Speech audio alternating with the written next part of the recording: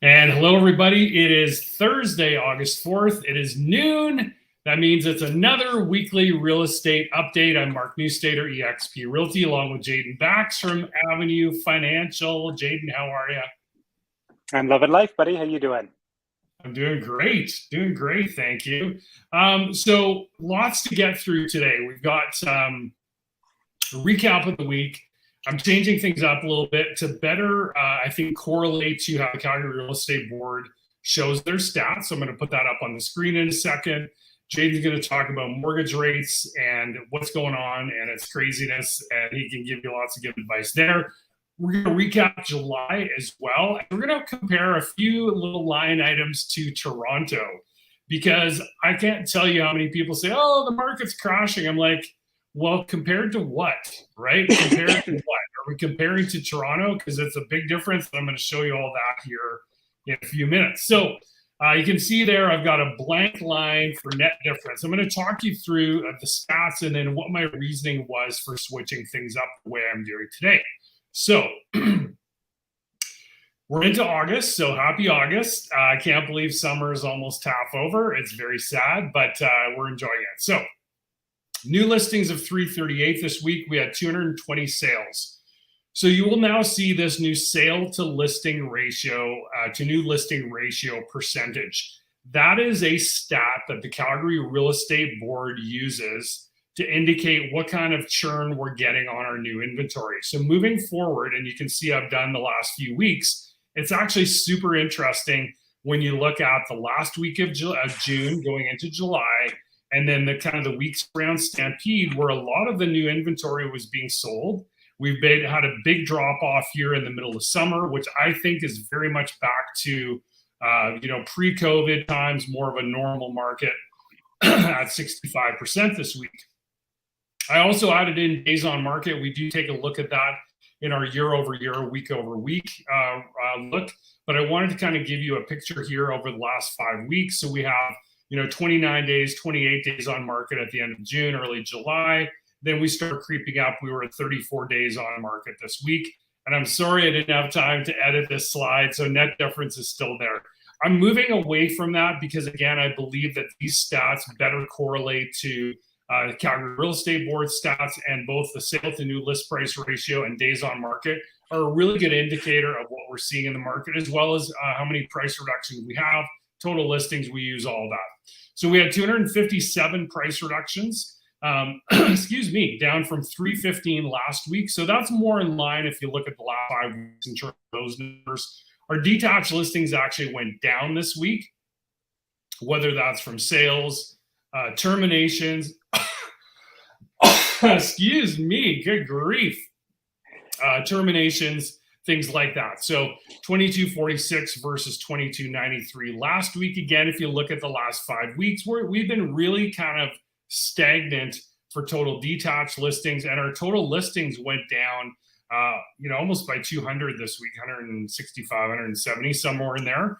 Again, this is people that have expiring listings. Maybe they've sold, maybe they've terminated for some reason. Of course, we can talk about the difference between those two. Looking back at the same week last year, we had a total of 428 sales. That's actually a big bump down from last year. So 428 this year, 512 last year. New listings, we actually had more come on.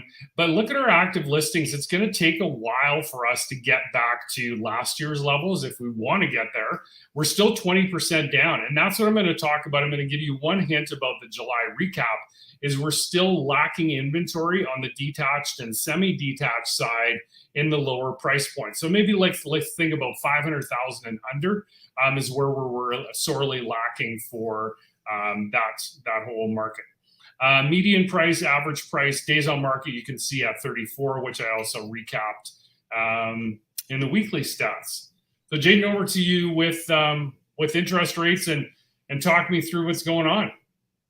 Yeah, so I can finally say that rates have gone down across the board. it's yeah. So and I keep harping on it every week, but it was something that I talked about at BNI last night. Those when the bank was sending out that letter, your variable rate is going to go up and up and up. So quickly lock in to 504. This is Mhm. why, right? We're down to 449. I would say actually a 454 average on that 5-year fixed high ratio right now. There's just a variety of products coming out in that kind of area. And one of the interesting things is, even though fixed is going down, we are getting a lot of bonus right now to sell fixed, just kind of Mhm. across the industry. So, if you fixed is your game and everything, that's fine. But if you're getting heavily pushed towards fixed, there might be a reason behind that because there's some bonus structure behind payments on that. So I think they still think that 449 is, an attractive place for them to have people locked in for the next 5 years. I Mhm. think the lenders are seeing things coming down. So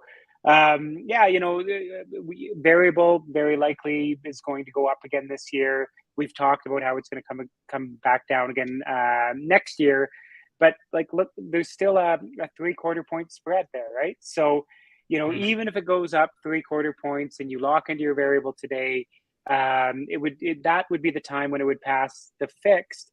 But that fixed, you're locked in for the next 5 years. We expect that variable to go back down, right? So if we look at that average 5-year interest rate, variable, in my opinion, even though it's scary, is definitely the way to go right now. Okay, cool. Cool. Well, and I think, I'd love to get your, as we look at our Calgary July 2022 market highlights. So, Calgary Real Estate Board, their official press release said sales have decreased due to rising interest rates. Jaden, are you seeing that as well? What are your clients saying about? Are they holding off? Because I'm not seeing a lot of that with my buyer clients right now. Yeah, what I'm seeing is that the people who are interested in fixed in general are maybe thinking about waiting till the fall. But we have pretty serious conversations about if that's your way of doing things, why don't you just get into the variable now? Because you can always lock into that fixed later, right? So, start shopping now. Mark will get you set up on your search. Start finding the house, and if you find the house, but you're not comfortable at locking in at 454, fantastic. Let's lock you in at whatever the variable is.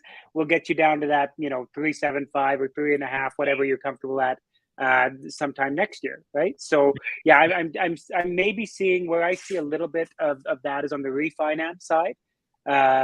People aren't, they don't want to walk away from that 2.5% to lock into a, almost 5% mortgage, right? So, but on the buying side, certainly not. Yeah, understandable. So when we look at our residential price, excuse me, I've got something in my throat and it's super annoying. So my apologies, everyone that's been watching now or later. 13.3% increase in prices. So even though our sales decreased by 2.5%, we still had an increase in prices. Why is that? Because we still actually don't have enough inventory, right? And that's been the story of 2022. We don't have enough inventory, so that puts upward pressure on prices, even though our sales were down 2.5%, which again is not a whole lot. So if we go segment by segment here, detached had another strong month in terms of price increases at 15.6% up year over year. Semi-detached up 12.9%. Row price 15.9%, 363.7. Apartments up 9.8% to 277.4. So really interesting there. That's one of the best increases we've seen in apartment condos, maybe in historical price increases over the last couple of months. Months of supply 20% down from last year at 1.90. Again, months of supply. If we kept our inventory exactly where it is today, how long would it take the sales to eat up that inventory? It gives us an indicator of, are we in a buyer's or seller's market? 5405 for total inventory. So that's really the story is, yeah, our sales went down slightly. I'm repeating myself, but because we don't have a ton of inventory, especially in the lower price points, that's putting that upward pressure on prices. So 5405, again, almost 22% lower than the same time in 2021. New listings down 2% basically from last July at 4,061. So one thing I was talking about last night at our business networking group was, when somebody says to me, Mark, the market. Yes, the market is crashing in Calgary. It's doing horrible. This is a super basic breakdown, everyone. So this is by no means scientific, But this is the Toronto stats are pulled right from the Toronto Real Estate Board website. Okay. So in Calgary, as I just showed you, our sales were down 2.5%. In Toronto in July, 47% decrease in sales year over year. 47, not 4.7, 47% decrease in sales. Now, what I find super interesting, new listings up and down, they're basically the same. I mean, we have the same percentage of new listings or down from last year.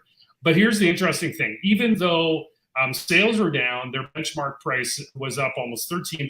And they're basically the same. We had a 15% increase in benchmark prices. So I think when you look forward, Toronto's sales being down, to me, it's a bit of a future indicator of what's going to happen there, because prices, if inventory continues to, continue to come on the market, but their sales are down, that's going to put downward pressure on the prices, just like we experienced here 4 and 5 and 6 years ago. So I just found that really, really interesting when you actually pull the stats on both markets. My guess is Vancouver would be down as well. I would have to pull that. But again, when people say to me, Mark, the market's crashing here in Calgary, I would say it's shifted, but crash is a big, big stretch because we're still selling properties. And here's my thing. I'm just going to take that off screen. Properties sell in good and bad markets, right? The price that they sell for changes, but people are always going to be buying real estate. So if you're buying and selling, it can be a great time, whether the market's up, down, or anything in between, and vice versa. So anyway, just found that super interesting. And, the just super interesting pockets of inventory. So we have a mutual client who they actually ended up buying an acreage back in fall, I think it was. And the parents are in Calgary, up in Sage Hill, looking at selling a row townhouse built a couple of years ago. People were paying in that $350 to $375 range. And those townhouses are now going literally on MLS. One just sold an end unit townhouse for $500, right? So, it's still a great opportunity. Might it take 35 or 40 days versus the 10 and 15 and 20 days that it was taking earlier in the year? Yeah, but that's just us being patient as your agent to walk you through the whole process. So anyway, my rant is over for today. So that's all I got. Oh, sorry. And I'm just going to add to that. Sorry, Mark. So I know we're at time. Very well said. Article popped up in my email today about how interest rates are doing the right things and pushing the housing market down and doing everything that they wanted. Spot on what you're saying. Absolutely spot on. You need to talk to a local expert. We all follow, generally speaking, as a broker, as a realtor, we follow the same kind of rules on a national level to some extent. But local markets are so important, and local insight is so important. So if you're selling your house, don't read that article. Call Mark; he'll give you great advice. Yeah, thanks, Jaden, and vice versa for Jaden. Please reach out to us if you have any questions. Enjoy the rest of your week, and we will talk to you all in 7 days. Hey guys.